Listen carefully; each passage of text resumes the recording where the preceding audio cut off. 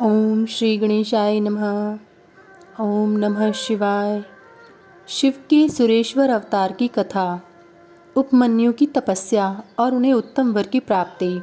नंदीश्वर कहते हैं, सनत कुमार जी, अब मैं परमात्मा शिव के सुरेश्वर अवतार का वर्णन करूंगा, जिन्होंने धौम्य के बड़े भाई उपमन्यु का हित साधन किया था।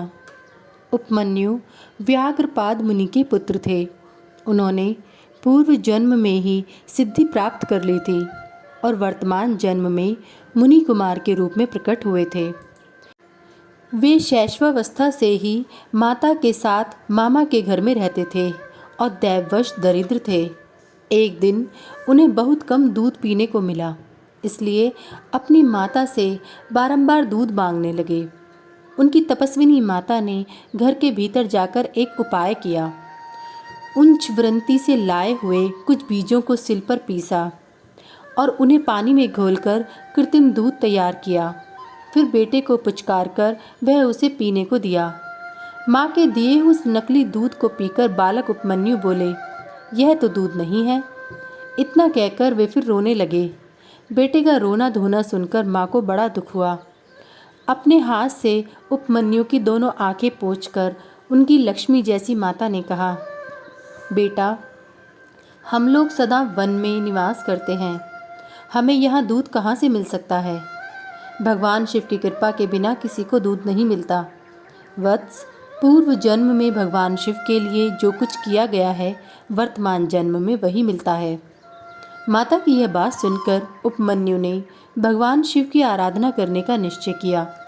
वे तपस्या के लिए हिमालय पर्वत पर गए और वहाँ वायु पीकर रहने लगे। उन्होंने 8 ईंटों का एक मंदिर बनाया और उसके भीतर मिट्टी के शिवलिंग की स्थापना करके उसमें माता पार्वती सहित शिव का आवाहन किया। तत्पश्चात जंगल के पत्र पुष्प आदि ले आकर भक्ति भाव से पंचाक्षर मंत्र के उच्चारण पूर्वक सांब शिव की पूजा करने लगे। माता पार्वती और शिव का ध्यान करके उनकी पूजा करने के पश्चात वे पंचाक्षर मंत्र का जप किया करते थे। इस तरह दीर्घ काल तक उन्होंने बड़ी भारी तपस्या की। मुने, बालक उपमन्यु की तपस्या से चराचर प्राणियों सहित त्रिभुवन संतप्त हो उठा। तब देवताओं की प्रार्थना से उपमन्यु के भक्ति भाव की परीक्षा लेने के लिए भगवान शंकर उनके समीप पधारे। उस समय शिवजी ने देवराज इंद्र का, पार्वती ने शची का, नंदीश्वर वृषभ ने ऐरावत हाथी का तथा शिव के गणों ने संपूर्ण देवताओं का रूप धारण कर लिया। निकट आने पर सुरेश्वर रूपधारी शिव ने बालक उपमन्यु को वर मांगने के लिए कहा। उपमन्यु ने पहले तो शिव भक्ति मांगी, फिर अपने को इंद्र बताकर जब उन्होंने शिव की निंदा की, तब उस पर बालक ने भगवान शिव के अतिरिक्त दूसरे किसी से कुछ भी लेना अस्वीकार कर दिया। वे इंद्र को मारकर स्वयं भी मर जाने को उद्यत हो गए। उन्होंने जो अघोरास्त्र चलाया उसे नंदी ने पकड़ लिया और उन्होंने अपने को जलाने के लिए जो अग्नि की धारणा की उसे भगवान शिव ने शांत कर दिया। फिर वे सब के सब अपने यथार्थ स्वरूप में प्रकट हो गए। शिव ने उपमन्यु को अपना पुत्र माना और उनका मस्तक सूंघ कर कहा, वत्स, मैं तुम्हारा पिता और ये पार्वती देवी तुम्हारी माता हैं। तुम्हें आज से सनातन कुमारत्व प्राप्त होगा। मैं तुम्हारे लिए दूध, दही और मधु के सहस्त्रों समुद्र देता हूँ। भक्ष्य भोज्य आदि पदार्थों के भी समुद्र तुम्हारे लिए सुलभ होंगे। मैं तुम्हें अमृतत्व तथा अपने गणों का आधिपत्य प्रदान करता हूँ। ऐसा कहकर शंभु ने उपमन्यु को बहुत से दिव्य वर दिए। पाशुपत व्रत, पाशुपत ज्ञान तथा व्रत योग का उपदेश किया, प्रवचन की शक्ति दी और अपना परमपद अर्पित किया। फिर दोनों हाथों से उपमन्यु को हृदय से लगाकर उनका मस्तक सूंघा और देवी पार्वती को सौंपते हुए कहा, यह तुम्हारा बेटा है। पार्वती ने भी बड़े प्यार से उनके मस्तक पर अपना कर कमल रखा और उन्हें अक्षय कुमार पद प्रदान किया। शिव ने संतुष्ट होकर उनके लिए पिंडीभूत एवं अविनाशी साकार क्षीर सागर प्रस्तुत कर दिया। साथ ही योग संबंधी ऐश्वर्य, नित्य संतोष, अक्षय ब्रह्म विद्या तथा उत्तम समृद्धि प्रदान की। उनके कुल और गोत्र के अक्षय होने का वरदान दिया और यह भी कहा कि मैं तुम्हारे इस आश्रम पर नित्य निवास करूंगा। इतना कहकर भगवान शिव अंतर्ध्यान हो गए। उपमन्यु वर पाकर प्रसन्नतापूर्वक घर आए। उन्होंने माता से सब बातें बताईं। सुनकर माता को बड़ा हर्ष हुआ। उपमन्यु सबके पूजनीय और अधिक सुखी हो गए। तात, इस प्रकार मैंने तुमसे परमेश्वर शिव के सुरेश्वर अवतार का वर्णन किया है। यह अवतार सत्पुरुषों को सदा ही सुख देने वाला है। सुरेश्वर अवतार की यह कथा पाप को दूर करने वाली तथा संपूर्ण मनोवांछित फलों को देने वाली है। जो इसे भक्तिपूर्वक सुनता या सुनाता है वह संपूर्ण सुखों को भोग कर अंत में भगवान शिव को प्राप्त होता है। अध्याय 32 समाप्त। शिवजी के किरात अवतार के प्रसंग में श्री कृष्ण द्वारा द्वैतवन में दुर्वासा के शाप से पांडवों की रक्षा। व्यास जी का अर्जुन को शक्र विद्या और पार्थिव पूजन की विधि बताकर तप के लिए सम्मति देना। अर्जुन का इंद्रकील पर्वत पर तप, इंद्र का आगमन और अर्जुन को वरदान। अर्जुन का शिवजी के उद्देश्य से पुनः तप में प्रवृत्त होना। तदंतर पार्वती के विवाह प्रसंग में हुए जटिल नर्तक तथा द्विज अवतारों की फिर अश्वत्थामा अवतार की बात कहकर नंदीश्वर जी आगे कहते हैं। बुद्धिमान सनत कुमार जी, अब तुम पिनाकधारी भगवान शिव के किरात नामक अवतार का वर्णन सुनो। उस अवतार में उन्होंने मूक नामक दैत्य का वध और प्रसन्न होकर अर्जुन को वर प्रदान किया था। जब सुयोधन ने महाबली पांडवों को जुए में जीत लिया तब वे सती साध्वी द्रौपदी के साथ द्वैतवन में चले आए। वहां वे पांडव सूर्य द्वारा दी हुई बटलोई का आश्रय लेकर सुखपूर्वक अपना समय बिताने लगे। प्रियवर, उसी समय सुयोधन ने आदरपूर्वक मुनिवर दुर्वासा को छल करने के प्रयोजन से पांडवों के निकट जाने के लिए प्रेरित किया। तब महर्षि दुर्वासा अपने 10,000 शिष्यों के साथ आनंदपूर्वक वहां गए और पांडवों से मनोअनुकूल भोजन की याचना की। तब उन सभी पांडवों ने उनकी प्रार्थना स्वीकार करके दुर्वासा आदि तपस्वी मुनियों को स्नान करने के लिए भेजा।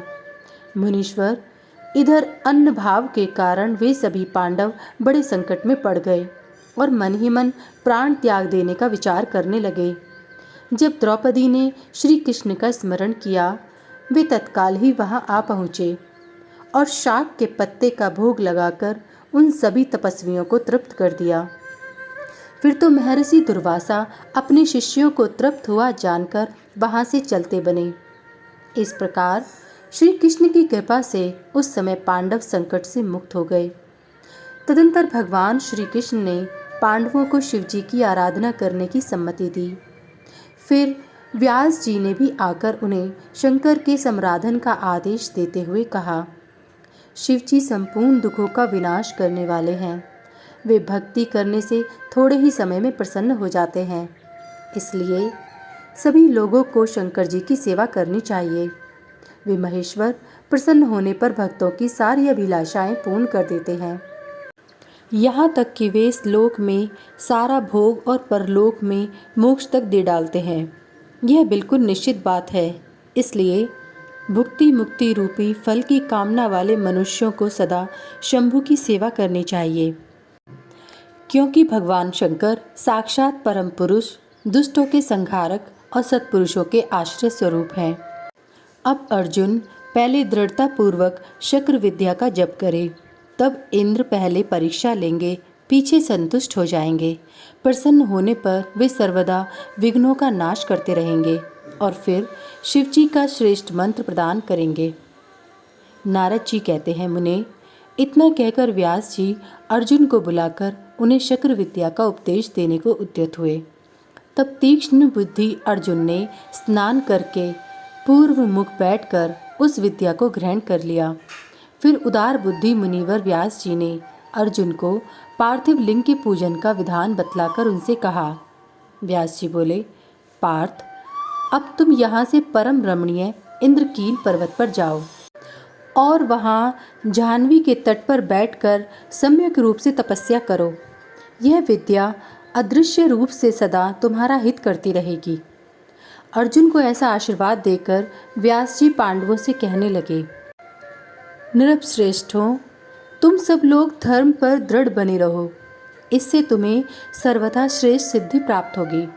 इसमें अन्यथा विचार करने की आवश्यकता नहीं है। नंदीश्वर जी कहते हैं, मुने, इस प्रकार मुनिवर व्यास उन पांडवों को आशीर्वाद दे तथा शिवजी के चरण कमलों का स्मरण करके तुरंत ही अंतर्ध्यान हो गए। उधर शिव मंत्र के धारण करने से अर्जुन में भी अनुपम तेज व्याप्त हो गया। वे उस समय उद्दीप्त हो उठे। अर्जुन को देखकर सभी पांडवों को निश्चय हो गया कि अवश्य ही हमारी विजय होगी, क्योंकि अर्जुन में विपुल तेज उत्पन्न हो गया है। तब उन्होंने अर्जुन से कहा, व्यास जी के कथन से ऐसा प्रतीत होता है कि इस कार्य को केवल तुम ही कर सकते हो। यह दूसरे के द्वारा कभी भी सिद्ध नहीं हो सकता। अतः जाओ और हम लोगों का जीवन सफल बनाओ। तब अर्जुन ने चारों भाइयों तथा द्रौपदी से अनुमति मांगी।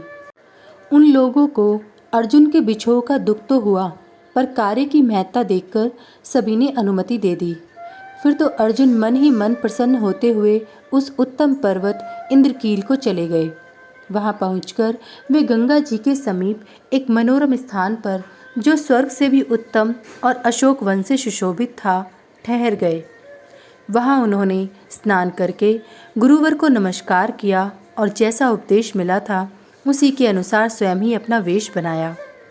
फिर पहले मन ही मन इंद्रियों का अपकर्ष करके वे आसन लगाकर बैठ गए। तत्पश्चात समसूत्र वाले सुंदर पार्थिव शिवलिंग का निर्माण करके उनके आगे अनुपम तेजो राशि शंकर का ध्यान करने लगे। वे तीनों समय स्नान करके अनेक प्रकार से बारंबार शिव जी की पूजा करते हुए उपासना में तत्पर हो गए। तब अर्जुन के सिरोभाग से तेज की ज्वाला निकलने लगी। उसे देखकर इंद्र के गुप्तचर भयभीत हो गए। वे सोचने लगे, यहाँ यह कब आ गया। पुनः उन्होंने ऐसा विचार किया कि यह घटना इंद्र को बतला देनी चाहिए। ऐसा सोचकर वे तत्काल ही इंद्र के समीप गए। गुप्तचरों ने कहा, देवेश, वन में एक पुरुष तप कर रहा है, परंतु हमें पता नहीं कि वह देवता है, ऋषि है, सूर्य है अथवा अग्नि है। उसी के तेज से संतप्त होकर हम आपके सन्निकट आए हैं। हमने उसका चरित्र भी आपसे निवेदित कर दिया है। अब आप जैसा उचित समझें वैसा करें। नंदीश्वर कहते हैं, मुने, उन गुप्तचरों के यों कहने पर इंद्र को अपने पुत्र अर्जुन का सारा मनोरथ ज्ञात हो गया। तब वे पर्वत रक्षकों को विदा करके स्वयं वहां जाने का विचार करने लगे। विप्रवर, इंद्र अर्जुन की परीक्षा करने के लिए वृद्ध ब्रह्मचारी ब्राह्मण का वेश बनाकर वहां पहुँचे। उस समय उन्हें आया हुआ देखकर पांडुपुत्र अर्जुन ने उनकी पूजा की और फिर उनकी स्तुति करके आगे खड़े हो पूछने लगे, ब्राह्मण, बताइए, इस समय कहाँ से आपका शुभागमन हुआ है। इस पर ब्राह्मण वेशधारी इंद्र ने अर्जुन को ऐसे वचन कहे जिससे वह तब से डिग जाए। पर जब अर्जुन को दृढ़ निश्चय देखा, तब अपने स्वरूप में प्रकट होकर इंद्र ने अर्जुन को भगवान शंकर का मंत्र बताया और उसका जप करने की आज्ञा दी। तदंतर अपने अनुचरों को सावधानी के साथ अर्जुन की रक्षा करने का आदेश देकर वे अर्जुन से बोले, भद्र, तुम्हें कभी भी प्रमादपूर्वक राज्य नहीं करना चाहिए, परंतप यह विद्या तुम्हारे लिए श्रेष्ठकर होगी। साधक को सर्वथा धैर्य धारण किए रहना चाहिए। रक्षक तो भगवान शिव हैं ही। वे संपत्तियां और फल मोक्ष दोनों समान रूप से देंगे, इसमें तनिक भी संशय नहीं है। नारद जी कहते हैं, मुने, इस प्रकार अर्जुन को वरदान देकर देवराज इंद्र शिव जी के चरण कमलों का स्मरण करते हुए अपने भवन को लौट गए। तब महावीर अर्जुन ने भी सुरेश्वर को प्रणाम किया और फिर वे मन को वश में करके इंद्र के उपदेशानुसार शिव जी के उद्देश्य से तपस्या करने लगे। अध्याय 33 से 38 तक समाप्त। सभी वेद और पुराण को सुनने के लिए हमारे इस चैनल को सब्सक्राइब कीजिए और हमारी सभी वीडियो को लाइक करने की कृपा करें और कमेंट में हर हर महादेव लिखना ना भूलें। भगवान भोलेनाथ की कृपा आप सब पर सदैव बनी रहे। यदि मुझसे पढ़ने में कोई त्रुटि हो गई हो तो प्लीज़ मुझे क्षमा करें। हर हर महादेव। जय भोलेनाथ।